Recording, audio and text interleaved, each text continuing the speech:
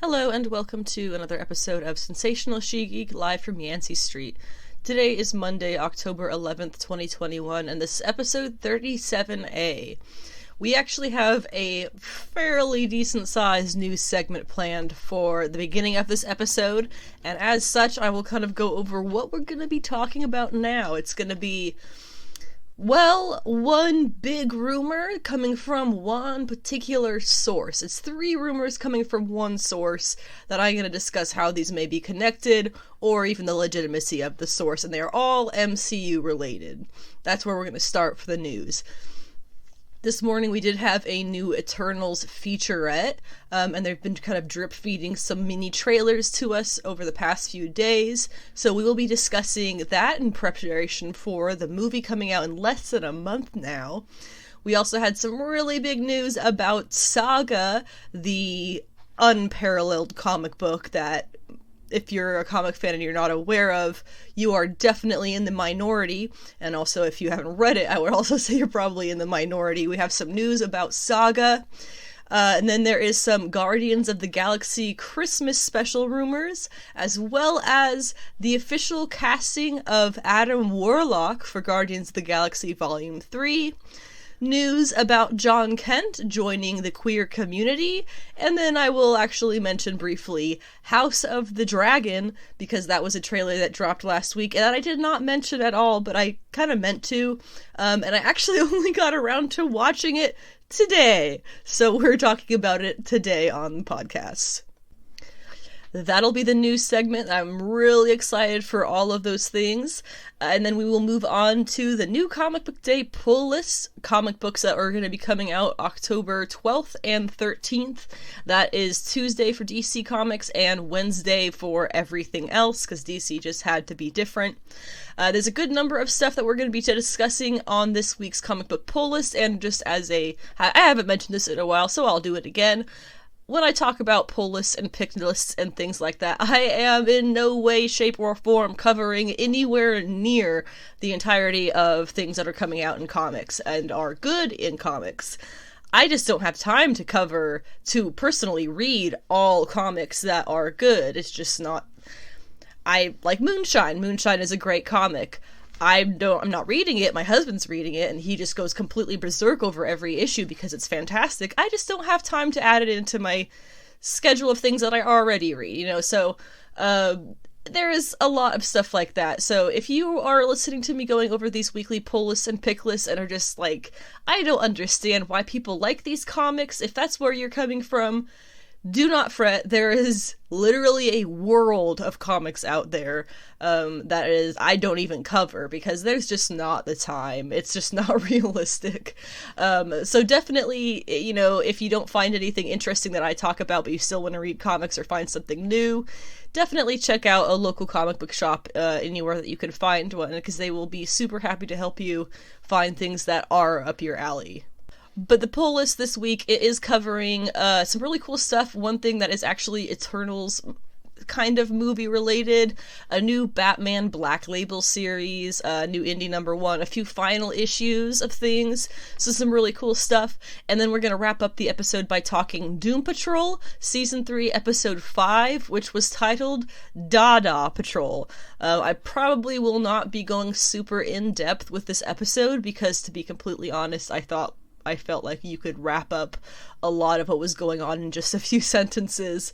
I did watch the episode twice. I have seen it twice now, but kind of a lame duck episode in my opinion. But we will be going over it. It was still fun for various reasons, and we will talk about those reasons when we get there towards the end of this podcast episode.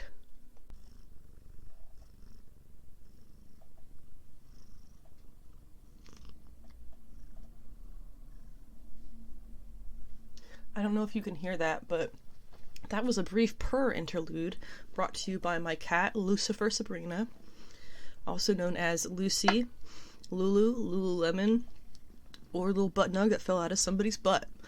Moving along. You might be able to still hear her. She's sitting in my lap. So that is how the episode is going to go today. Meanwhile, if you would like to question or comment or contact me for whatever reason, you can find me online. The easiest way to do that is through Instagram. My username is Anna with the Comics because that is my name and I have the comics. My Twitter is no, it's not. It would be Sensational She-Geek, but that's too many letters, so it is Savage She-Geek. And my website is where I post. My website is, it's www.sensationalshegeek.weebly.com, and that is where I have formerly posted weekly, let's call them articles about comic book picks and polls and reviews and whatnot, various blog posts about things that I now cover in the podcast, but I used to write all of these things. And so that is all there in the blog archive if you're interested in any of those older things, older as in the past 2 or 3 years max. I think I started this whole thing in mid 2018 or 19, so it really hasn't been that long that I've had this website, but in the grand scheme of things at least. But there you can also find my podcast pod notes, which is what I call the list, well really the stuff that I take notes on throughout the week so that I remember what to talk about during the podcast and don't get too off track, and I put those on the website so that they are accessible for anybody who would like to go back and reference something from the podcast without having to listen to it again, or if you would like to read the podcast basically instead of listen to it, or if you are hearing impaired and would like to keep up with things, it is made available to you there. You can also find links to everywhere that you can listen to this podcast on my website, which does include YouTube. My YouTube is, again, Sensational She-Geek, and that is where I post, well, of course, all the podcast episodes in one nice little playlist. A podcast episode's in a pull list. No, it's a playlist. And I also occasionally will post action figure review videos because that is the dorky life that we live in this house. Most recently, I posted the Hasbro Marvel HasLab from 2020. It was the Sentinel. That was $350 and it didn't come with batteries, so I will never stop harping on that. But it is really amazing and you can see all about it, the unboxing, the reveal, and the basics of what it's like and how to kind of handle it, because there was the loose knees issue and I go over that all in the video as well. Previously I've done a fair amount of SH Figuarts anime figures, as well as a good amount of Marvel Legends and Hasbro Black Series figures too. Finally, supporting the podcast. The best way, as always, to support the podcast is just to share it with other people who you think will enjoy it, with your nerd communities, with your, feminist communities, whatever it is that you are a part of. Share it with people who you think will enjoy it, because that is the best way to grow this community, so that the podcast can continue to be successful. And of course, you can always interact with it in whatever way that you can, commenting on things and sharing it to boost it, whatever you can do. Those are the best and easiest ways, just so happens, to support the podcast. However, if you would like to get a little bit more complicated and add a little some money to it, you can donate to the podcast in a couple of ways. One is the Patreon that I have set up for the podcast. It's under Sensational She-Geek, of course, pretty easy to find there. The whole idea behind Patreon being you have a monthly subscription in return for content. Now, while I will never be charging to listen to this podcast, hopefully I will come to a point, without being too far in the future here, where I will have enough support through the Patreon and regular podcast subscribers that I will be able to do Patreon specials that premiere on the Patreon first, a week or two in advance from going out to the public. So that is something that will be happening in the future, but it takes people subscribing to the Patreon to get to that point, because also all of the money that goes through the Patreon is going directly towards me not having to work my day job, so that I can have more time working on this podcast. And that goes as well for the Ko-fi that I have set up. It's Ko-fi as their website. And I am on that under just She-Geek, because it's much smaller amounts of letters you're able to have for your names there. And the idea behind that website is that you are donating a few bucks at a time for, theoretically, for your creator that you're supporting to go out and get a cup of coffee to continue creating their content. And so I have both of those. As I said, the Ko-fi is under She-Geek and the Patreon is under Sensational She-Geek, and the more support I get from either of those, again, goes directly into me not having to work my day jobs as often, so that I can spend more time making the podcast better. I think I tried on the last podcast, I did one sound effect, and I honestly haven't gone back to listen how that turned out. But things like that are exactly what I mean by making the podcast better. Getting more time to make it more of a kind of legitimate, real podcast. I think that pretty much wraps up my intro section. Again, welcome to anyone who is new, and welcome back to anyone who is returning. Let's go ahead and get things rolling with the news. As I mentioned in the beginning of the intro section, I have 3 different rumors here that come from the same source and are all somewhat connected and are all MCU related. So let's go ahead and get into what all of that means. This is a scoop, or rather a series of scoops from a man called Daniel Richman, who has a Patreon that apparently you can subscribe to. And what you get in return for that is his apparently often reliable scoops on Marvel stuff. Disney, Marvel, MCU stuff. So, that all being said, I hope you understand all of this next, these 3 rumors that have been reported by this guy. Take them all with a grain of salt. We have nothing confirmed through all of this. But we'll talk about, my own theories about what all this is when we get towards the end of this. So, the 3 scoops that he has is that there is a Monica Rambeau TV show in the works, there is a Xialing 10 Rings TV show in the works, and that there is an Illuminati project already in development at Marvel Studios. So, starting off with the Monica Rambeau TV show rumor. This would be spinning off from WandaVision, of course, and starring WandaVision star Teyonah Parris as Monica Rambeau again, of course. The Monica that we know in the MCU, we first saw her as a child in Captain Marvel, with her mother being Maria, Carol's kind of, honestly, magical black woman, her best friend, but that's kind of how it played out in the movie. We're getting better writers in the sequel, don't worry. While Carol did disappear off to be a space cop immediately after promising never to disappear again, Monica was left behind taking care of problems on Earth and her mother when she got sick. When we see her as an adult in WandaVision, a member of SWORD following in her mother's footsteps, Maria Rambeau helped found SWORD in the first place, so that's the whole following in her mother's footsteps.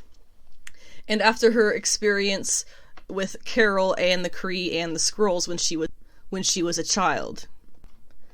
In WandaVision, we have adult Monica taking charge of the situation, being the first person to step more or less willingly into Wanda's dome, and then doing it again and again after breaking free of Wanda's kind of mind control magic. Going through the dome multiple times like that messes with Monica's biology, and she ends up gaining her powers that way. We're able to see her use them just a couple of times in the show, but it's honestly been nothing too crazy so far, and she clearly has a lot of learning to do still. And I, for one, am excited that we might actually get to see more of that journey a lot sooner than I previously expected. And honestly, a lot more period than I previously expected. If we're getting a show about her, that's much more character development than I could have possibly thought before. So that's super cool. Again, take this all with a grain of salt. And still, I have to mention my own theory about Monica and Carol in the MCU, that they have some serious bad blood between them, but possibly that Carol is completely unaware of it as of yet. Carol was Maria Rambeau's best friend and Monica's basic surrogate aunt. They put that whole emotional scene in the movie of Maria telling Carol how much it hurt to lose her and how they, as in her and her daughter, can't take her doing that to them again. And Carol agrees and she apologizes, promising not to abandon them like that ever again.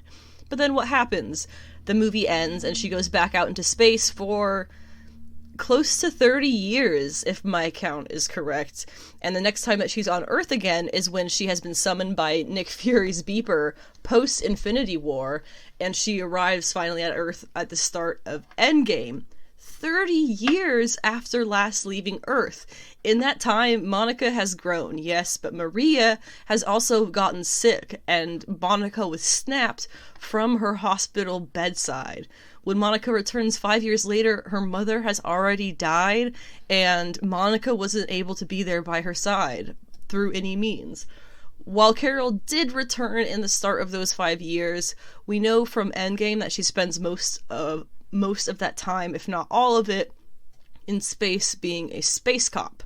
So the odds are she didn't have much time to stop by her old friend Maria, who likely then died alone in that hospital. Her daughter was disappeared, and her best friend was too busy to care.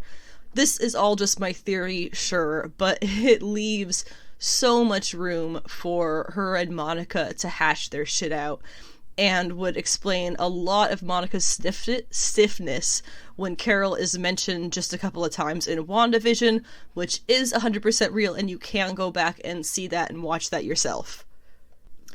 In the comics, however, Monica gains her powers through being shocked by an electrical grid of sorts and becomes the first female Captain Marvel, the second of all time in the comics after Mar-Vell, of course.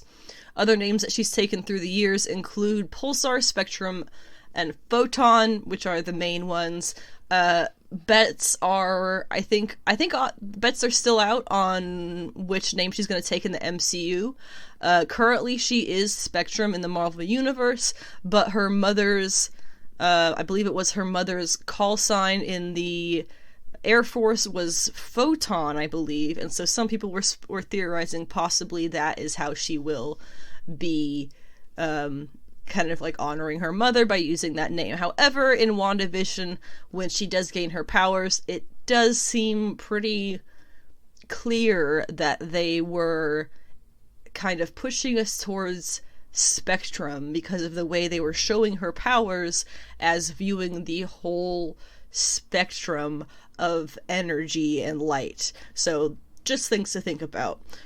Monica's powers in the comics are, of course, over the visible light spectrum, and she has, or not only visible light, the whole spectrum, and she has immense control over it, able to suck the light out of all of Las Vegas without much effort, as we saw in Strike Force.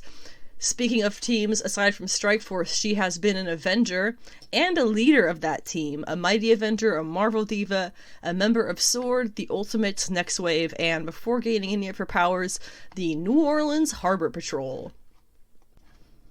Number 2 of the 3 rumors from Daniel Richman's apparent Patreon scoops is that there is an Illuminati project in development for Marvel Studios already.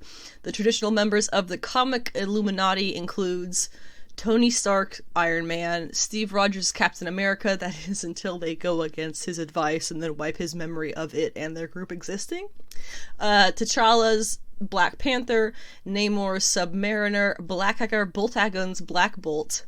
Fun fact, he's not called Black Bolt because of his costume and his powers. It's actually foreshortened version of his name. Stephen Strange's Doctor Strange, Charles Xavier's Professor X, and of course Reed Richards' Mr. Fantastic. How many times am I going to say of course in this episode? I feel like I keep saying it over and over again. These characters make up representatives of every major group of beings from the Marvel Universe on Earth. The humans, the Wakandans, the Atlanteans, the Inhumans, the Magic Users, the mutants, and the Fantastic Four. There are some people who are theorizing that Disney Marvel might reuse the name Guardians of the Multiverse from the What If series finale that we saw last week. I don't really know why they would honestly come up with that theory. but okay, it's a fine theory, I guess. It's kind of out there, random.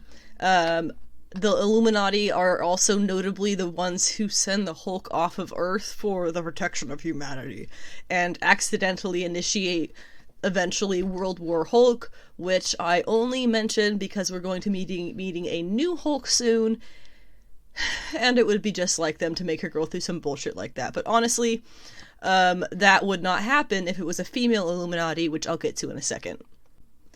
The final rumor that this Daniel Richman person has apparently put out is that there is a 10 Rings TV show being put out that is going to star Shang-Chi's sister, Zai Ling. The movie Shang-Chi and the 10 Rings ended with ended with the lead character's sister, Zai Ling, who would be the head of the 10 Rings after the passing of their father. It was honestly, post-credits scene that we saw with her, really badass moment with all of the women looking super strong and super scary. I completely loved it. I am totally here for her and her ninja sisters to destroy whatever they want, and I will happily watch that. This is a spin-off, of course, from the 10 Rings, or featuring the 10 Ring organization from Shang-Chi, and it's also said that let's see if I can pronounce this. Menger Zhang. I'm sorry, I know that's wrong. The actress who played Zai Ling is going to be returning for the character, so that is awesome. It is not greenlit officially, so just like all of these other ones, it is simply, apparently, an idea that they are kind of working towards. So those are the 3 rumors. It is Monica Rambeau TV show, a Zai Ling TV show, and an Illuminati project. All are in development. Now, if you want to know my theory on this Daniel guy is splitting one fact into 3 rumors for the clicks or whatever. The project that he is actually writing out here is a single Illuminati project starring women instead of men. Now, granted, this is my theory based off of a very uncertain rumor, so don't get your panties in a twist, and also don't get too excited, because this is most likely not what it is. But you can easily replace any of what are the traditionally male characters in the Illuminati with women. You can get Pepper or Riri for Iron Man, both of who are going to be included in the MCU. I don't know if Pepper will be back, but Riri's coming. You can get Carol for Steve, Shuri or one of the Dora Milaje for Black Panther, probably someone we haven't known yet for Namor. Don't think they'll be touching Inhumans, honestly. Christine Everhart or someone else for Strange, and then someone we haven't met yet for Xavier and Reed. Or it could just start really small with Zai Ling as the human rep, the international rep maybe, Okoye for Wakanda, and then Monica for US interests, and you could even add Carol in there for space interests with what we're all kind of seeing now. And then, of course, you can add more as we get there and as the years go along. Already, you have a room full of a lot of power and a lot of what you might call, honestly, cocky hotheads, which is a very big trope or characteristic of the male Illuminati. They are always fighting for who has the bigger political dick, who has the mightier sway on universal events, and who can get away with the most in the name of their cause, whatever that they choose to be at that point in time. While a female Illuminati hasn't appeared in the comics at all yet, I've been personally waiting for that to happen. And this could also take the shape of A-Force, which is the all-female Marvel comic character team that's been seen it's had 2 different iterations now. And I know people have been really, really wanting an A-Force movie since, the start of the MCU, but definitely since they had that marvelous scene in Endgame. I'm sorry if you didn't like that scene, you have not read enough comics. So, that's just my theory, that it could potentially just be one project. Again, this is all via via Daniel Richmond's apparent Patreon scoop, and who is really to say if any of that is legitimate at all, but it's super fun to discuss. Today we had the Eternals final featurette dropped, and there was a couple of teasers that came out through the week.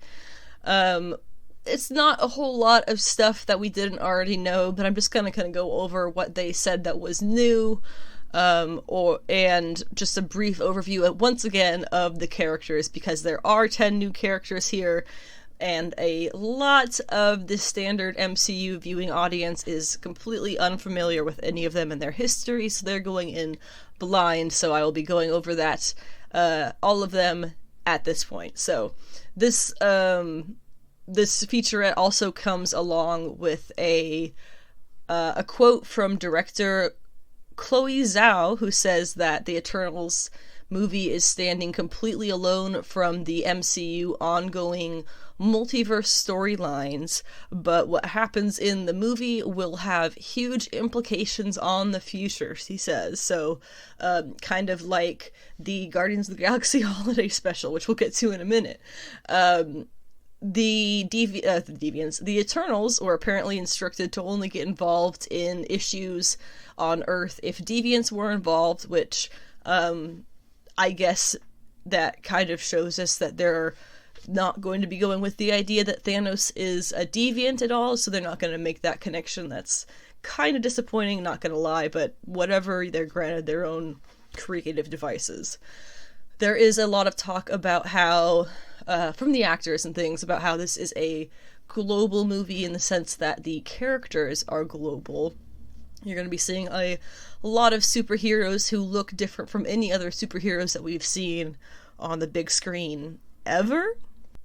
And then the most notable thing to me, we got a new image of a Celestial. We'd seen the red one before. This one, however, is more or less green. Seems to be standing there making universes in its hands or something. It has some kind of wing-like structures on its back and is seemingly standing just among the stars, unimaginably large. Again, making some kind of worlds and universes in its hands. So that's how big this thing is.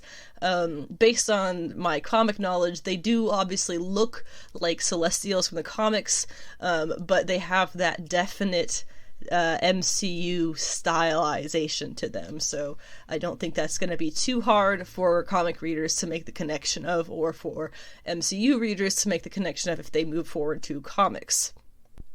Did I say MCU readers? Whatever, you know what I mean. We get Richard Madden's Icarus saying Eternals Assemble in a couple of these teasers, which is funny for several reasons, and I kind of wonder if this is one of those things that just feels like, sometimes they put stuff in trailers and it doesn't show up in the movie. That's what him saying Eternals Assemble feels like.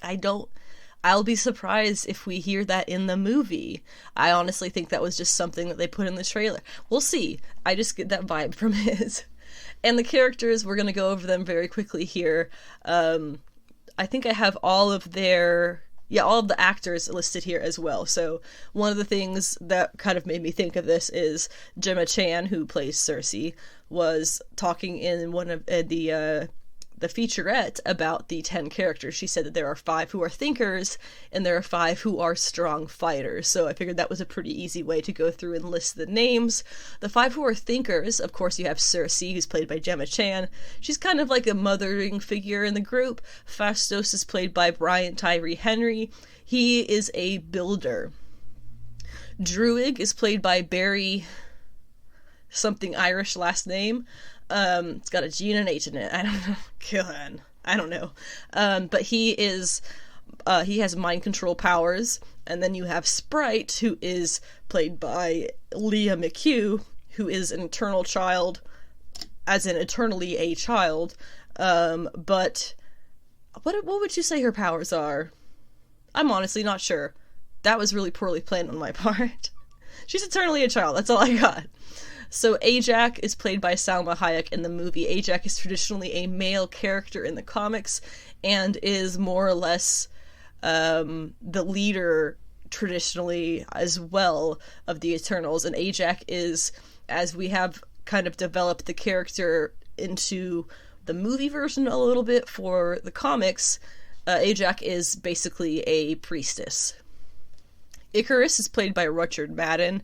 He is their Superman, for lack of a better explanation, and Thena, played by Angelina Jolie, is their warrior woman. This team is all superheroes, and this is a superhero team that does not get away without hitting on a bunch of those superhero team cliches. So there's your Superman, there's your warrior woman.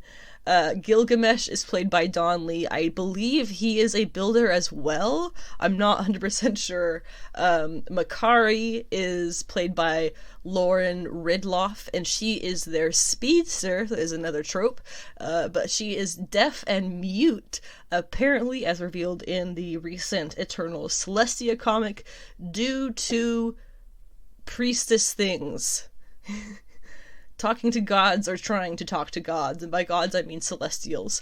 And then finally we have Kingo, who is played by Kumail Nanjiani, who is, I believe, has like weapon kind of explosive powers.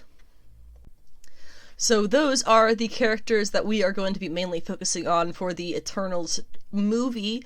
It does come out on November 5th, so that is less than a month away, and tickets are on sale. I will probably be seeing it opening weekend, if not opening night, because stuff happens. But I'm pretty excited for this. I know there's a lot of big name actors in this, and of course we will be seeing Kit Harington as the Black Knight, or at least as the character who, Dane Whitman, there we go, as Dane Whitman, who becomes the Black Knight, which we may be seeing happen in this movie. So we have a lot of really cool stuff to look forward to. I do want to add that there has been a world of rumors that the characters of Ajax and or Thena are going to be cut out, as in killed, pretty early on in the movie because of the big name actresses. It's probably the reason why that rumor got started. They cost a lot of money, etc., etc. But we'll have to wait and see what legitimacy there is to that claim on November 5th. For comic readers, if you have not read Saga by Brian K. Vaughan and Fiona Staples, not to be a cliche, but you are missing out. That being said, a little bit of asterisk on that, for the fact that this is not a comic for people of innocent minds or eyes or ages. There is a lot of nudity, a lot of blatant sex, a lot of extremely blatant violence, and extremely mature themes. That being said, if you're cool with that stuff, you need to read Saga. I honestly don't think that there has been an interaction I have had with comic readers where Saga is brought up and they haven't read it and they don't love it. I don't think that's happened. I think most of the comic reading community is on board with Saga by now, for good goddamn reasons. But the news we have is, I'm sure you've heard because everybody has been losing their brains, Saga is back. Saga is coming back. January 26th, Brian K. Vaughan posted that issue 55 will finally be out. Saga has been on hiatus since July of 2018. I cannot believe it has been that long. That last issue, spoiler alert, but that last issue where Marco gets killed by the Will, I thought he got killed by Robot Man, Prince Robot. Whatever, he gets killed. Holy shit. No, that was a lot. I clearly need to refresh a little bit, but that is burned into my mind because this was a story about Marco, Alana, and their daughter Hazel. And we have lost a third of that cast. I might sound dramatic. If you haven't read Saga, I'm sure I sound dramatic and completely ridiculous like a weeb in junior high school or something, which I don't mean as judgment, I just am using that for comparison. you gotta read Saga to understand it. The cover for 55, it shows Alana, who looks super different. She's kind of toned down. Her wings are either gone or hidden. Her hair is naturally, obviously, her brown's coming in, but it's been bleached, and it's somewhat mid-length, and she's wearing what we might call normal modern-day clothes, and possibly handing out pamphlets of some kind. And then Hazel is there, and she is a few years older. Her horns are a bit smaller, and she is wearing a blue suit, which something is telling me that she is testing out her gender expression, possibly having been inspired by Petrichor. There is a third figure with them on the cover who is kind of indescribable. He's a large pink dude with a robot arm, koala ears, and like a triangle nose. I don't know, man. And he's got like a bat or something. I don't know. He's maybe their bodyguard. Maybe he's the stepdad. I hope not. Alana, you can do better. I mean, maybe we'll end up really loving this character. Who the hell knows? Vaughn also said that this is the start to the second half of the story, so we're getting 54 issues at the front half and 54 issues at the back half.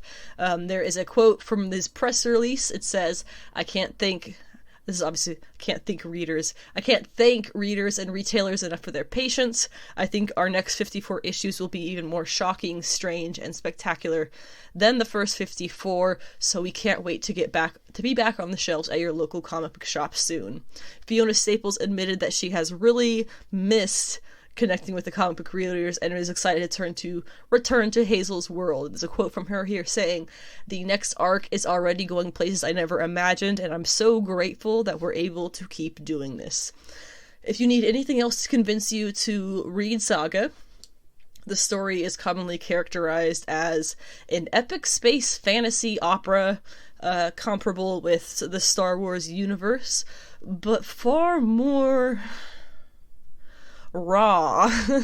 There's a lot of stuff Star Wars doesn't touch on with the evils of life forms in general, that Saga talks about blatantly. So again, if you are a person who doesn't like dark themes or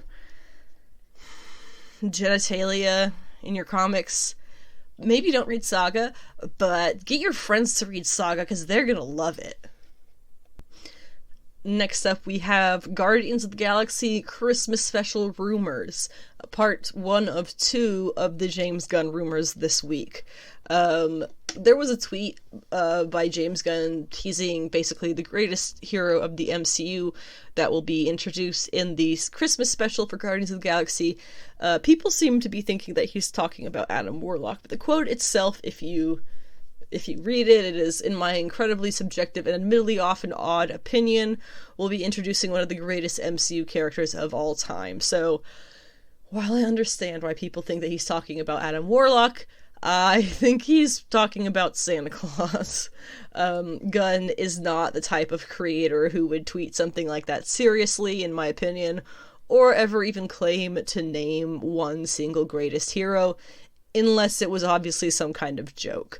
Santa has appeared in a number of ways in the Marvel Universe, including as a villain a number of times, and Kris Kringle is an actual character. He is a mutant, believe it or not.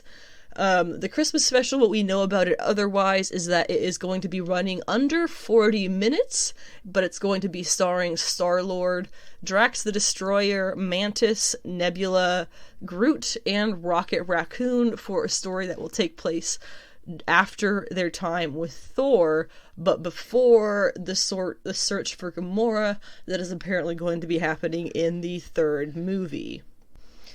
Based on comments made by Gunn, just like the Eternals movie, this special won't just be a standalone entry in the MCU. What happens when this show, or whatever you want to call it, this special, will somehow have an impact on everything that comes next in the MCU. Other main guesses for what this character he may be talking about includes Pip the Troll, who has been, I believe, referenced, if not outright mentioned, and Nova, aka Richard Rider, who has been referenced, I guess. We've seen other Novas, we have yet to see Richard Rider, so potentially fun stuff to be looking forward to, but I would almost bet money that it's going to be Santa Claus. The other half of the James Gunn related news for this week is the Adam Warlock casting has been officially announced and confirmed. Adam Warlock is going to be in Guardians of the I don't know why I'm saying it like that. Guardians of the Galaxy Volume 3, played by British actor Will Poulter, confirmed by James Gunn via Twitter. Poulter, if you are unfamiliar, is known for the movies We're the Miller, The Maze Runner, The Chronicles of Narnia, and apparently Midsummer. And he's also the Google result when you search who is the actor with the eyebrows. Or at least that's what Google suggested when I searched him. So, cool. Back in March, this is something that's kind of funny, I think. Back in March, there's a website called the Illuminati, which is a kind of a trash rumor reporting site. They reported that the casting for Adam Warlock was already underway, and they tweeted that, and they said that James Gunn was looking for a, quote, Zac Efron type. And so they tweeted all that, and James Gunn fired back on Twitter, or what was at the time looked like he was firing back. He said, "There is no casting underway for Volume 3, and what in the world would I cast?" I'm sure he meant why. "Would I cast a Caucasian if the character has gold skin? And if I wanted a Zac Efron type, wouldn't I go for Zac Efron?" Welp.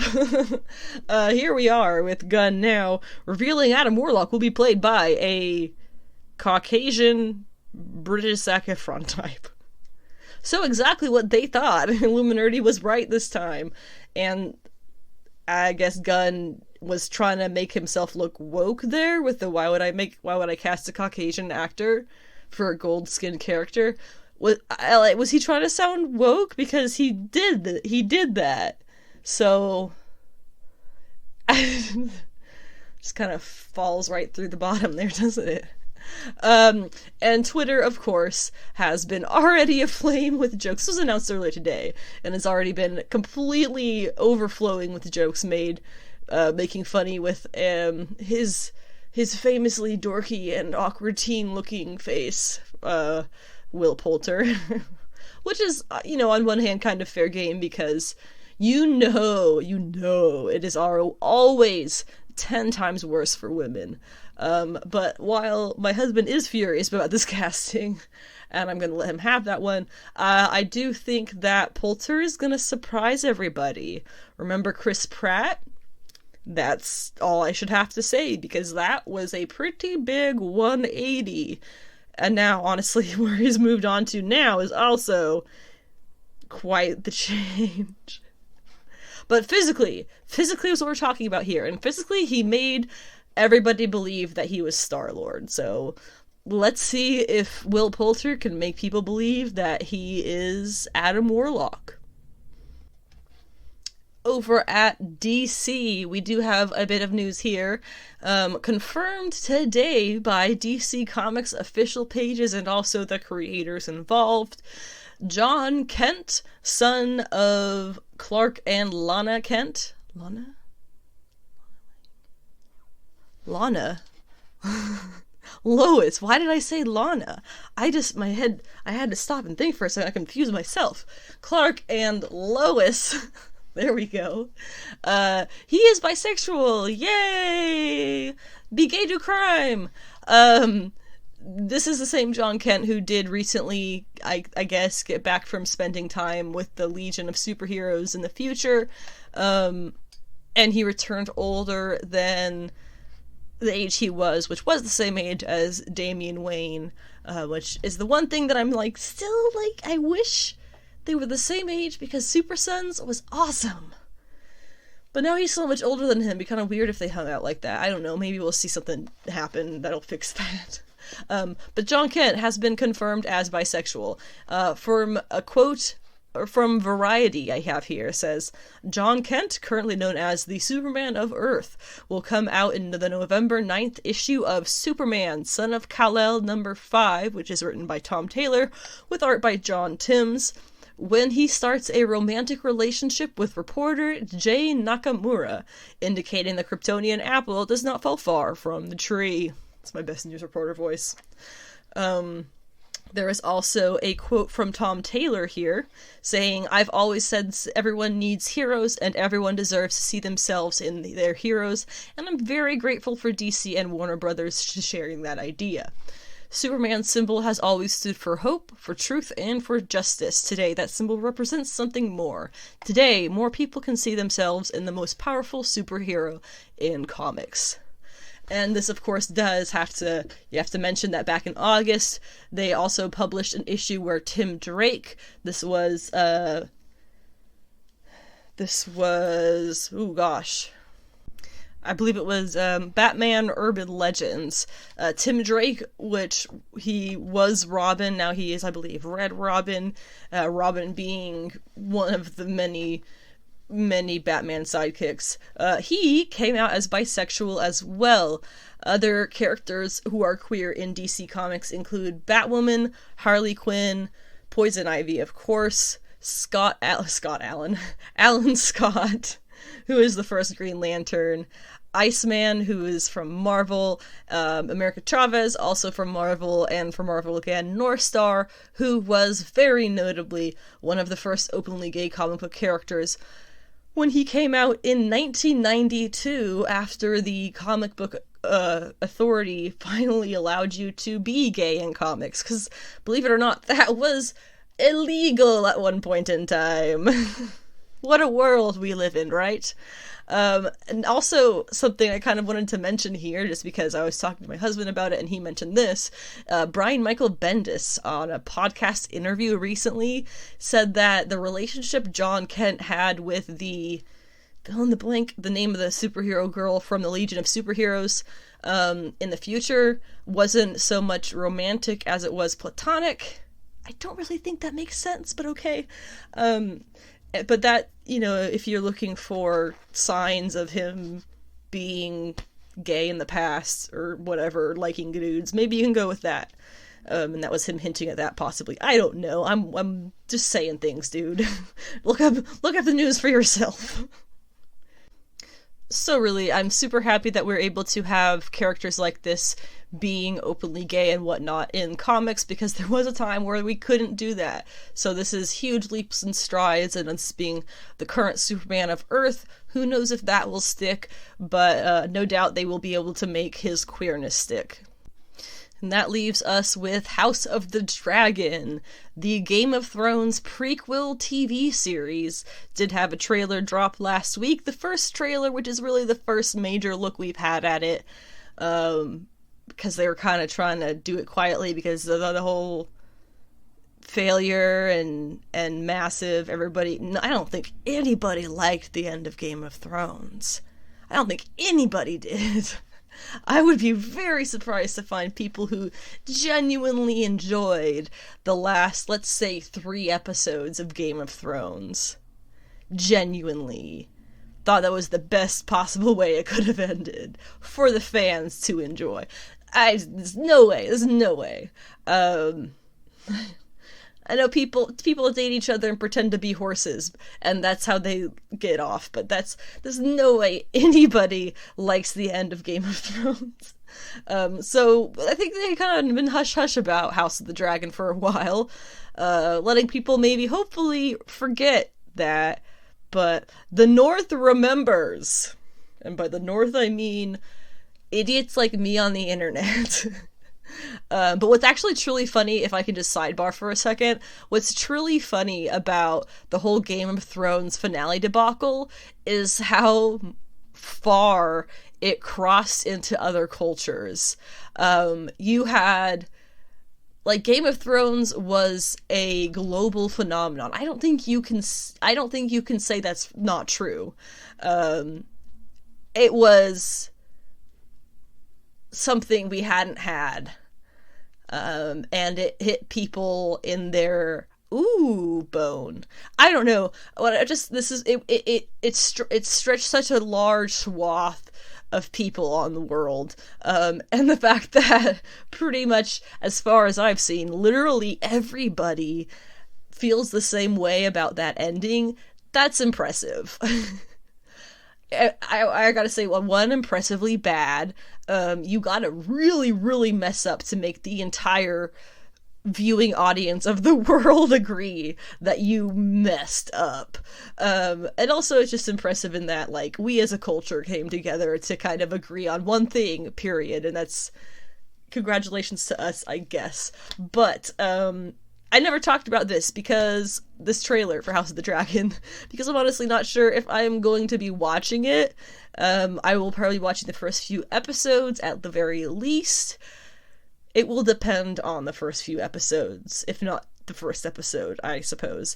Daemon Targaryen, who is apparently going to be our lead character, he is played by Matt Smith, famous for being the dorky 12th Doctor from Doctor Who, and also Prince Philip Edward from The Crown. I honestly, plenty of faith in his acting chops. I think if you've just seen him in a couple episodes of Doctor Who, you will understand that. He did great. I know a lot of people didn't like him, but categorically did a good job. And after watching the trailer finally today, I do think what I'm going to want from this show is powerful lunacy and massive ceremony. I want to see, ridiculous, overdone, gaudy gowns and stupid Zack Snyder deep style slow-mos of dragons and royalty and crowns being placed on heads and bullshit like that. I want that. I don't want to see a show that's just what I'm worried this is, which is going to be, insane rulers causing deep pain and suffering to everyone in any way that they can. Give me fun, psychotic rich people who have dragons. That's the show that I want from House of the Dragon. I want it to be fun psychos. Moving along now, we have the new Comic Book Day pull list. So running through the things that we're going to discuss there really quickly. Eternals Forever, ETER, number 1. Batman the Imposter, number 1. Vampyverse, number 2. Harley Quinn the Animated Series, The Eat, Bang, Kill Tour, number 2. Mamo, number 4. Man-Eaters, The Curse, number 4. Superman and the Authority, number 4. X-Men, number 4. Homesick Pilots, number 10. Strange Adventures, number 12. Iron Man, number 13. And very, very briefly, The Avengers number 49. And there is a number of, obviously, as you could tell, number 1s in this, and there's a number of final issues in this. So let's get going on comics, starting with Eternals Forever. This is not in line, it's not a story that is included in the Kieran Gillen, Assad Ribic Eternals that have been going on, that Eternals Celestia was for, but it does feature the same characters in the same versions that they are in now in the comics, which is in line with who they are in the movies. And it does, I wasn't really sure about Celestia versus this one. Celestia was the one-shot introduction of the characters Ajak and Makari in their modern versions, as we will be seeing them in the movie. This, Eternals Forever, this is the prelude to the movie / prep for the movie, reintroduction of the characters. It says that it's a one-shot prelude to the movie, a reintroduction of the characters. That's basically from Marvel what it is. Now I'm not sure, but it says it's written by Ralph Macchio, which, but then it's also, art by Ramon Box and coloring by Rachelle Rosenberg, who actually is on a number of things this week, so go you, Rachelle. Also, she's apparently a bodybuilder, if you find her online. I was blown the frick away. Wild stuff, man. She is a beast, and also a really good colorist. What we have for Eternals Forever Solicitation, which is giving us a very brief introduction to what's going to be happening in the issue. Potentially also maybe something that might happen in the movie. It says Icarus. Oh my god, I can't believe I just said that. Icarus, agent of the Deviants. The Deviants have captured Icarus. Now under their control, Icarus has been brainwashed into assassinating Ajax. It's up to Gilgamesh and Sprite to stop him and prevent all-out war between the Eternals and the Deviants. I don't think it's too far there of a stretch to assume that possibly in the Eternals movie, Icarus is going to be the one to kill Ajax, because if you remember earlier, I did mention that Ajax and Athena are rumored to die pretty early on in the movie, so that's kind of my theory here, is Icarus is going to be brainwashed into killing Ajax, and that may be what draws Cersei kind of away from him, and towards Dane Whitman, who will at some point become or realize that he is the Black Knight. But pick this issue up if you want to get to know the characters before the movie, as they are currently in the Marvel Universe.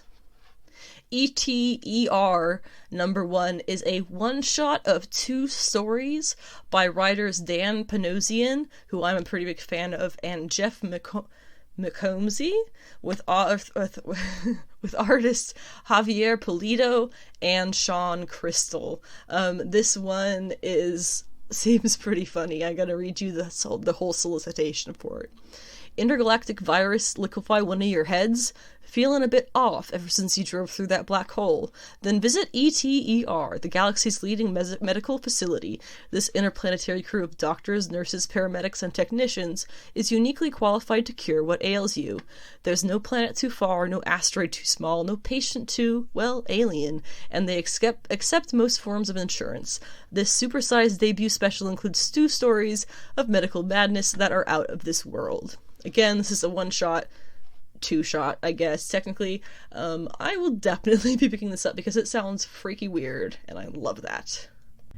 Batman the Imposter #1 is a 3-issue Black Label series about Batman 1 year into being Batman, when a dupe of Batman starts killing people. It is written by director and screenwriter Mattson Tomlin, who is apparently done Project Power and Little Fish, 2 things I've never heard of, and Eisner Award-winning suspense and horror artist Andrea Sorrentino, who did Joker Killer Smile, also Gideon Falls. So pretty solid art.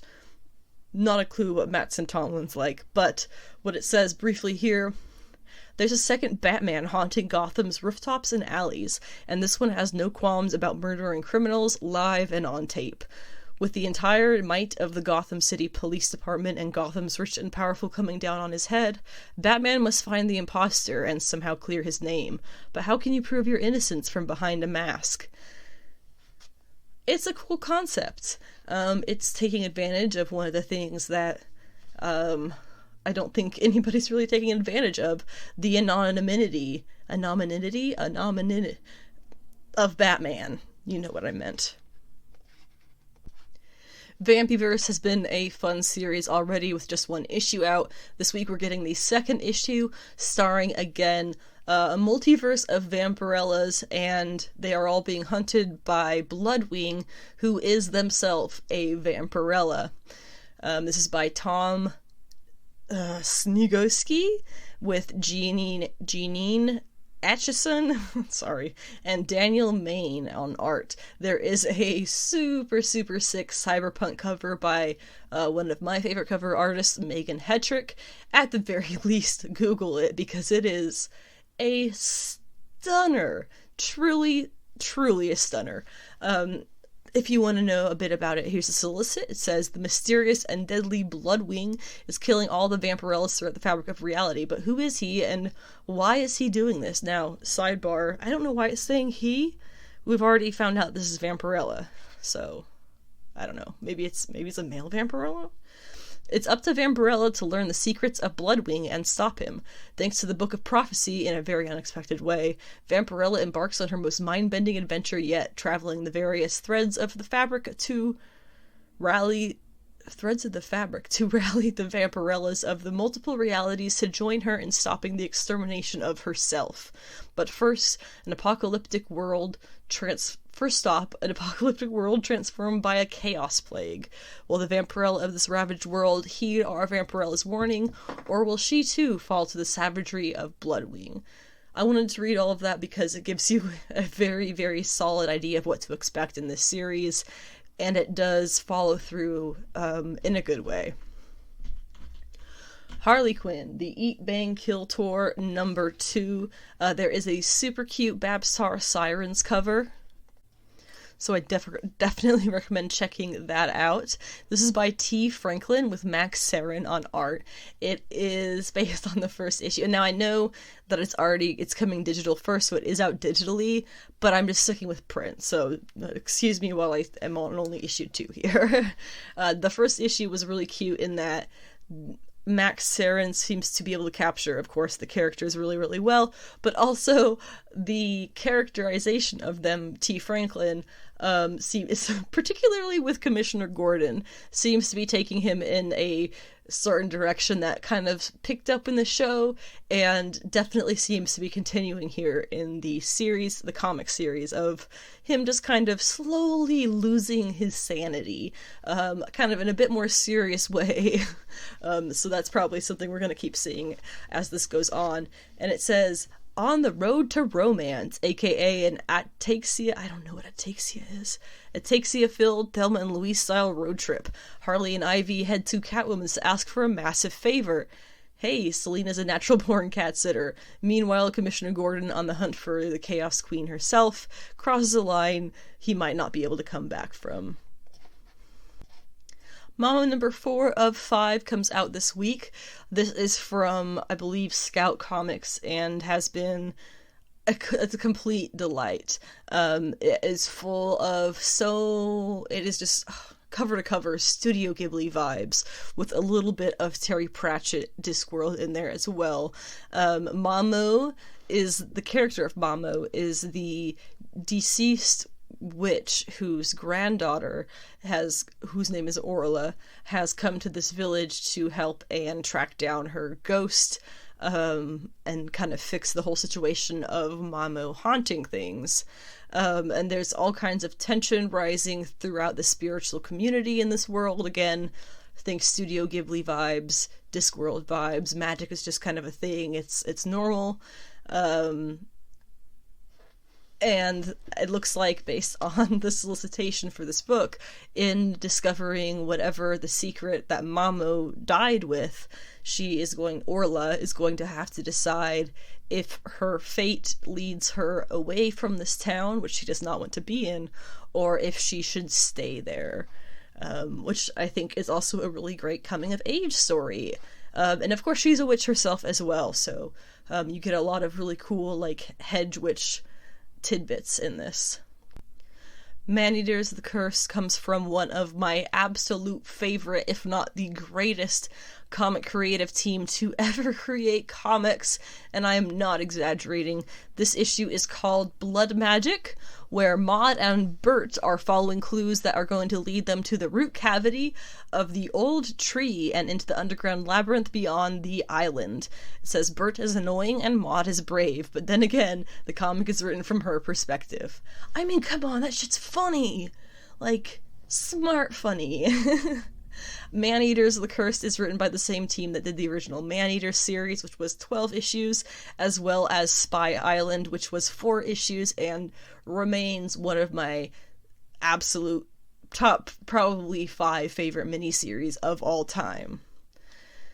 Superman and the Authority is Grant Morrison's last work at DC Comics, here alongside Mikhail Janin, and this will be the last issue of it, with #4 coming out this week. It's the Ultra Humanite with going up against the Man of Steel's group that he's put together. It's just gonna be some fun. Whatever the conclusion is here, I honestly can't tell you if it's going to be taken anywhere for DC. I don't even know if this is canon or not. It's very hard to tell. but I'm hoping that we get maybe some clarification in this last issue. Either way, this has been a joy to follow along with. As one of Grant Morrison's last works at DC. Well, no, it is Grant Morrison's last work at DC, which I think is a big enough deal to pick it up as any. Jerry Duggan's X-Men number 4 with art by Pepe Larraz is apparently going to be a Halloween issue featuring the Headless Horseman and possibly involving the character of Nightmare, according to some theorizers on the internet. Homesick Pilots number 10 is unfortunately the final issue by Dan Waters and Caspar Wingard. This was one of those ones that you get a couple of pages into the first issue and you are hooked. You are completely into it.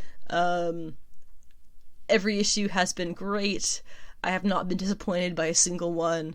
And I'm very sad that it's coming to an end. I kind of see that it needs to before it starts getting too drawn out, but I'm gonna miss it. But I definitely recommend that you read it if you are interested in, let me think, ghost stories and haunted mansions. I think that's a good enough teaser. Strange Adventures number 12. This was pushed back from the end of September, which I already went over all of it there, so I won't go over it again now because I'm lazy. And this is by Doc King. Jesus. Tom King, Doc Shaner, and Mitch Gerrits. There's some really excellent symbolism in the art of the covers if you check those out, especially number 1 versus number 12. I'm just super excited to see how this goes.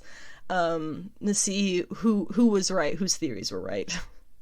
Iron Man number 13, once again, I am here for Patsy and Patsy alone, Patsy Walker being Hellcat. What it says in the solicitation, very long-winded, but one sentence mentions Cantoni and War Machine, Hellcat, Scarlet Spider, Frogman, Gargoyle, Misty Knight, and Halcyon end this fight once and for all. If you want to ask me, probably not.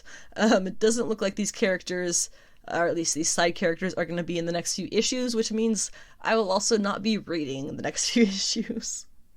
And finally, that leaves us off with Avengers number 49, which is part 4 of World War She-Hulk, which is the very poorly named and poorly written kind of plotline they're going on right now. And it's going to apparently wrap up in next month's issue Legacy 750, which will also happen to be issue 50 of this, because they kind of timed that out in the beginning. Issue 1, issue 700, you get the point. But that was, I'm not looking forward to this issue. I'm just mentioning it because if I'm going to be, bitching about it, I have to actually read it, and that sucks, because it does suck. It's bad. But the She-Hulk show comes out next year, and so does a new She-Hulk series, so hopefully we'll have a nice palate cleanser. The last thing that we'll cover here on the podcast today is Doom Patrol Season 3, Episode 5, which did premiere on HBO Max this past Wednesday, and was titled DaDa Patrol. As I said in the beginning of this podcast, this was a little bit of a meh episode for me, in that the things that happened were interesting, but I feel like it could be summed up really easily. Basically, the Doom Patrol decides to listen to their, what is her name, Laura, the strange time-traveling visitor, and go searching for the Sisterhood of DaDa, who she says needs to be infiltrated and stopped from the inside.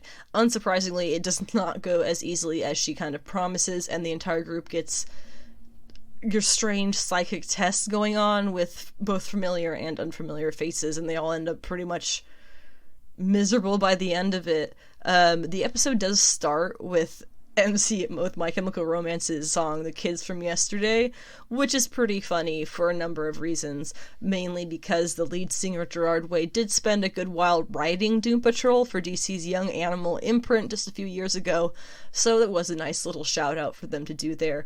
There is also a scene where the characters make vague references to Michelle Rodriguez, who is playing Laura / Madame Rouge. Michelle Rodriguez's many sci-fi fantasy characters that she has done, such as the Mistress on Doctor Who and Madam Satan on The Chilling Adventures of Sabrina, which is also a great show, except for the last episode, which literally sucked ass. But yeah, that was kind of a fun moment, and the episode ended with Elastigirl getting extremely drunk and yelled at by Madame Rouge / Laura, who she thought that she was getting on the friend's side with, and so she kind of pouts and decides to take her, as in Laura's time machine, somewhere. I don't know, she turns it on, who knows if she's actually going to go anywhere. But what we know about her kind of story is, for some reason, Michelle Rodriguez's character can transform into her, as well as into other things, and we now know after this episode that Elastigirl was also in the past with her, for whatever reason. So what I'm thinking is she's going to go into the past, she's going to live out her past with her, and so that's why Michelle Rodriguez's character shows up in the present looking like her, because she needs to get her to continue on the path that she was already on, if that makes any sense. A whole time travel covering your butt stuff. So that's all I got for the DaDa Patrol. I'm not sure what's happening this coming week, but we do have, we have at least 6 or 7 episodes left, so it's going to be a good while before we start to get to the climax of the show this season. And that wraps up this week's episode of Sensational She-Geek, live from Yancey Street. The next episode is planned for Friday the 15th. I will say now that it may be the 16th when that episode goes up, just because I am foreseeing a little bit of busyness in my schedule this week. So, TBD, but Friday or Saturday, the 15th or the 16th, for episode 37B, featuring comic book picks, Titans episode 12, and potentially Doom Patrol episode 6, because we don't have a What If episode this week. I don't think they're going to do a behind the scenes on Disney Plus either. However, if they do, you bet your booty I will be talking about it. And that just about covers it. So have a nice week. Don't get a cold, because it is a bit chilly. And be nice to your fellow life forms. And as always, get heckin' sweaty about comics.